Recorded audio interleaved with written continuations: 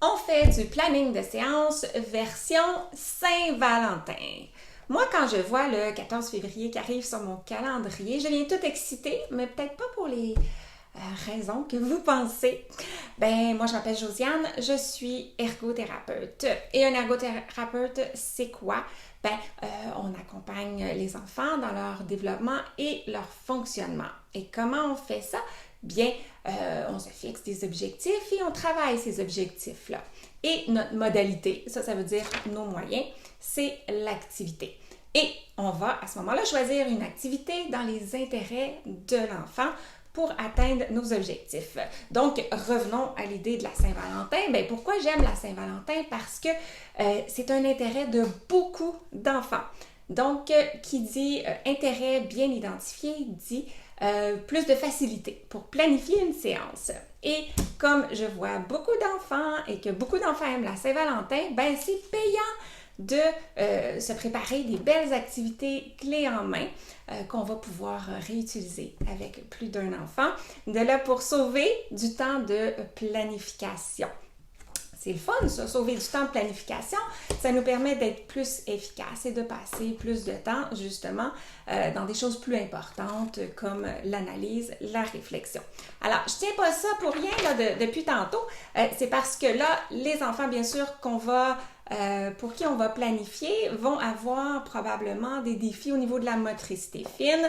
Et dans cette petite séance live-là, je vais vous montrer comment proposer une séance pas mal cool sur le thème de la Saint-Valentin qui va combiner 2 boîtes de motricité fine, mes 2 nouvelles boîtes sur la thématique de la Saint-Valentin, vous l'avez deviné. Alors, on a une vraie boîte de motricité fine 3D avec des objets dedans et la boîte de motricité fine en papier dans sa nouvelle version Saint-Valentin.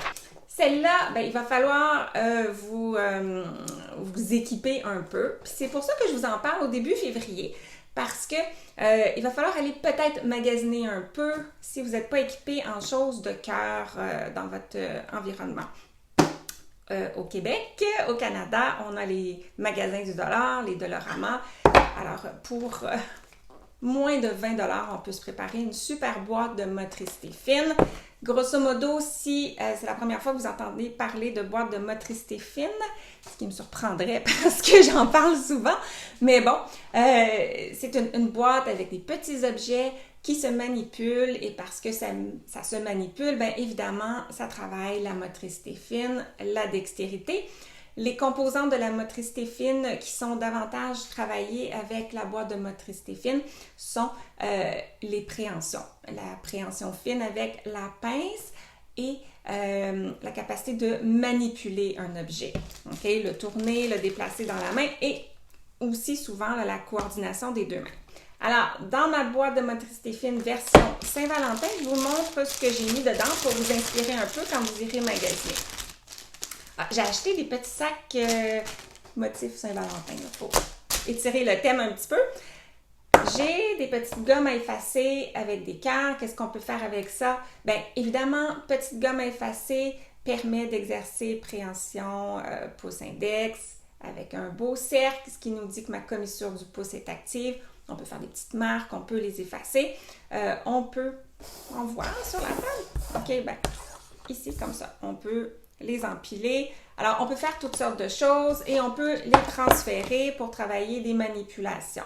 Comme si j'en prends quelques-unes, voyez-vous que je manipule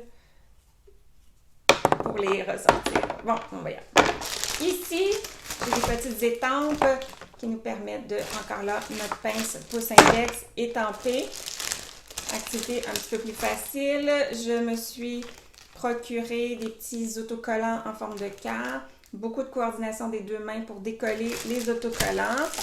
Je me suis trouvé des petites épingles à linge avec des cœurs. Je me suis trouvé des beaux cœurs ici, comme ça, qui nous permettent encore une fois de travailler nos manipulations. On les transfère et un lacet avec des beaux cœurs comme ça qui s'enfilent. Là, évidemment, il y a des activités là-dedans qui sont plus difficiles pour certains enfants. On peut en prendre quelques-unes, on ne les propose pas toutes, ça dépend du niveau de l'enfant qu'on veut aider. J'ai trouvé aussi des belles petites pinces, mais qui se tiennent bien, OK? Qui nous permet justement de transférer avec une pince différents objets. Et un must, le petit cœur de stress, parce que le petit cœur de stress, au-delà de déstresser, est un super outil pour travailler d'une manière isométrique. Il y a une résistance. OK? La pince pouce index est vraiment bien tonifier cette musculature-là.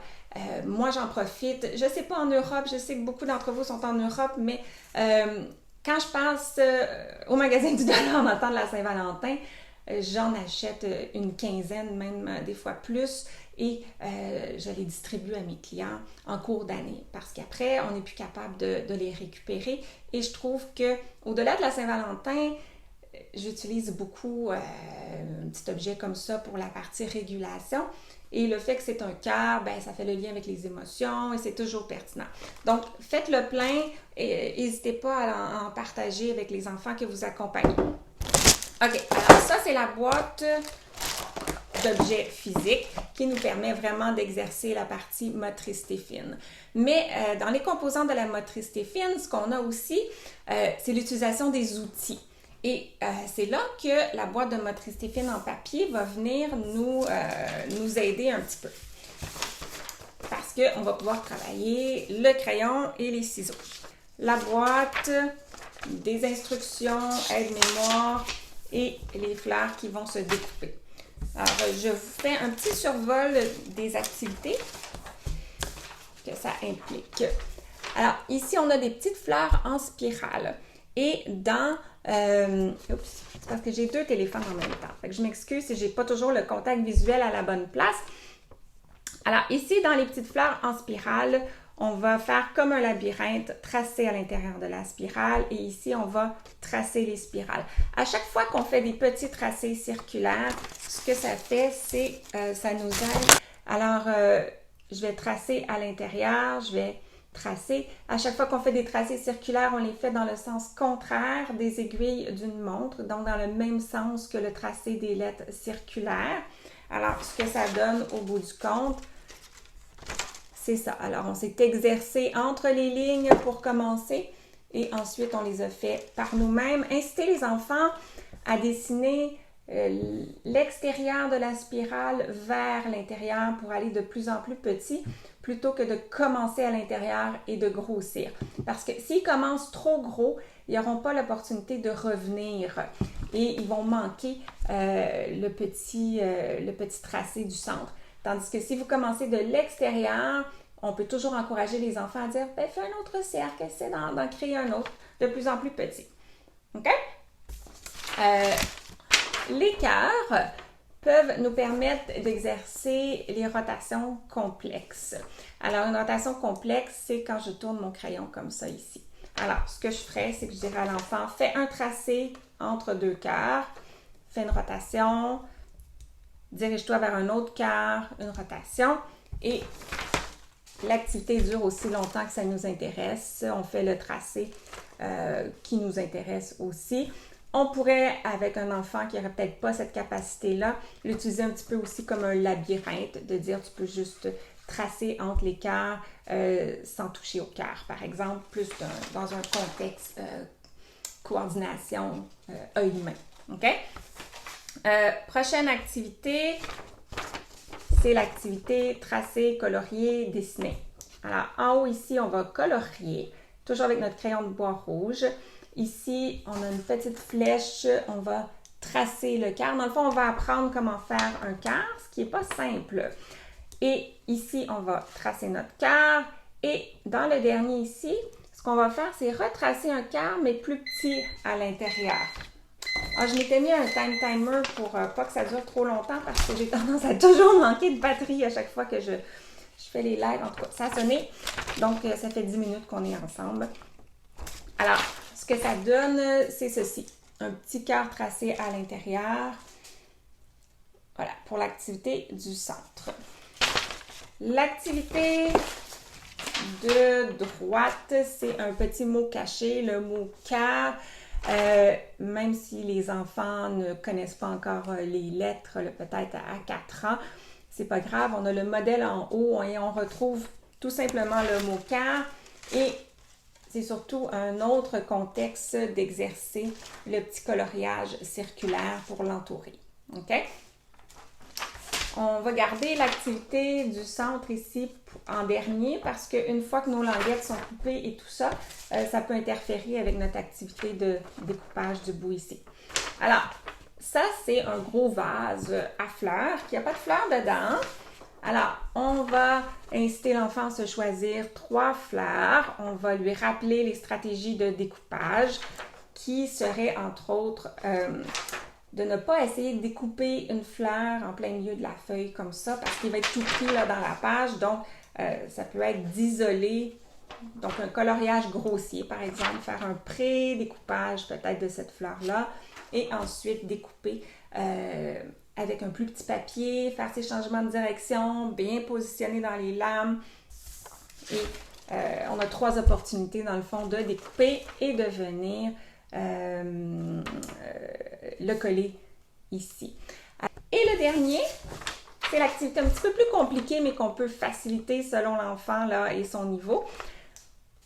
On va découper le long des languettes et ensuite on plie en accordéon. Donc, c'est une activité assez compliquée pour la coordination des 2 mains.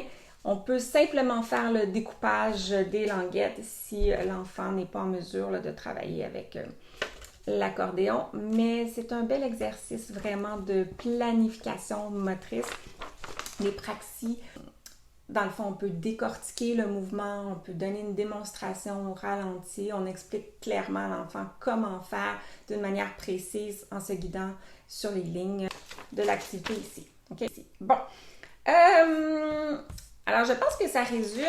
Alors, ce qu'on a fait aujourd'hui, c'était se présenter ma boîte de motricité fine avec les objets pour débuter une séance pour la Saint-Valentin pour travailler la motricité fine, travailler les préhensions, les manipulations, la coordination des 2 mains.